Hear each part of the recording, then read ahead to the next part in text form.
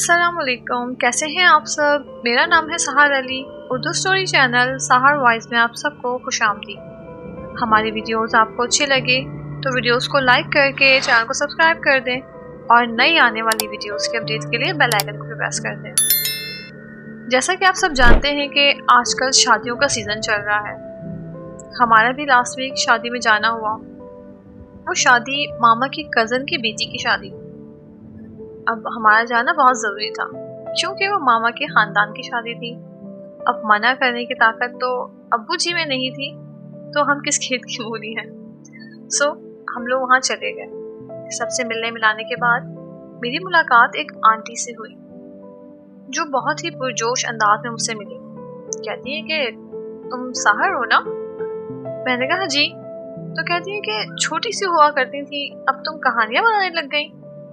दिल में सोचा कि क्यों नहीं बनाना चाहिए। उन्होंने कहा कि अच्छी कहानियां बनाती हूँ। मुझे तो ये सुनकर अपने कानों पे यकीन ही नहीं आया कि खानदान वाले भी तारीफ कर सकते हैं। वैसे किसी को कुछ पता हो या ना हो, खानदान वाले सब जानते हैं। मैंने कहा जी आंटी, कहानियां बनाती हूँ। कहती हैं कि मेरे पास भी एक स्टोरी है, अगर तुम बना दो तो।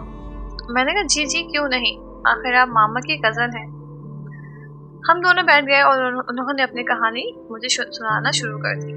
वैसे मैं आपको बताती चलूँ कि ये जहाँ का वाक़या है वहाँ पर इस तरह के वाक़यात अक्सर होते रहते हैं। मैं भी बचपन में मैंने काफ़ी कहानियाँ सुन चुकी हूँ वहाँ पर। वो इलाका कुछ इस तरह का है, बहुत खुला सा, और उस टाइम की जिस टाइम की ये बात हो रही है तो इस तरह का होना पॉसिबल हो सकता है।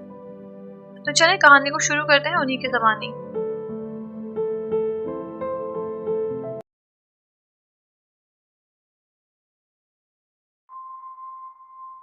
ये कहानी हमारे मोहल्ले में वाक़या एक कंप्यूटर कोचिंग सेंटर की। ये ग़ालिबन 1995 की बात है। हमारे मोहल्ले में एक कंप्यूटर कोचिंग सेंटर ओपन हुआ।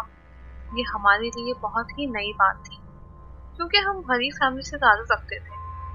लिहाजा हमें भी बहुत तजस्सुस होता कि आखिर ये कंप्यूटर क्या भला है।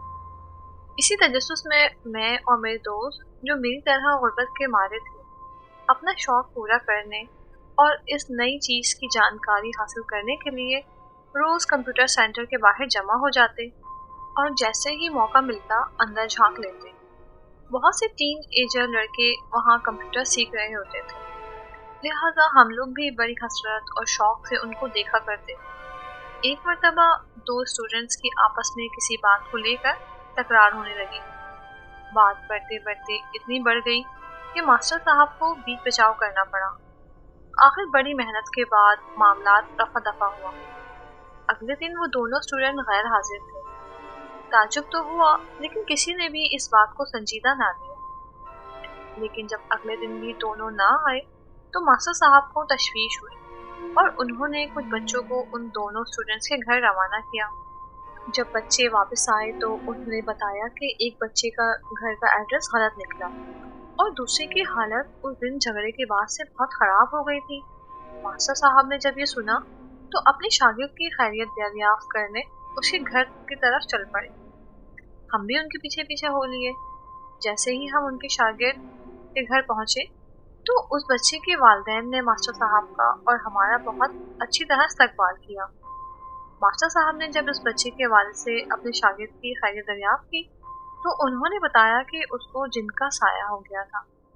वो जो उस दिन जिस बच्चे से उसका झगड़ा हुआ था वो और कोई नहीं, एक जिनज़ादा था।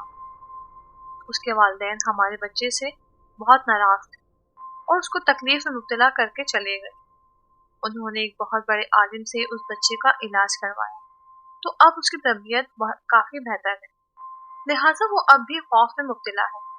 इस वाक़ये के बाद हमने उस जिनज़ादे को कभी नहीं देखा। क्या पता वो आज भी हमारे दरमियान मौजूद हो, किसी और शक्ल, किसी और रूप में। तो डियर लिसनर, कैसा लगा आपको ये वाक़या? ये वाक़या किस हद तक सच्चा है वो तो अल्लाह ताला ही बेहतर जानते हैं। हमने जो वाक़या सुना वो कहानी के अंदाज में ढाल कर आपको सुना दिया। उम्मीद है आप लोगों को ये कहानी ज़रूर पसंद आएगी। तो मिलते हैं एक और नए सच्चे वाक़ये और सच्ची कहानी के साथ। तब तक के लिए अल्लाह हाफ़िज़।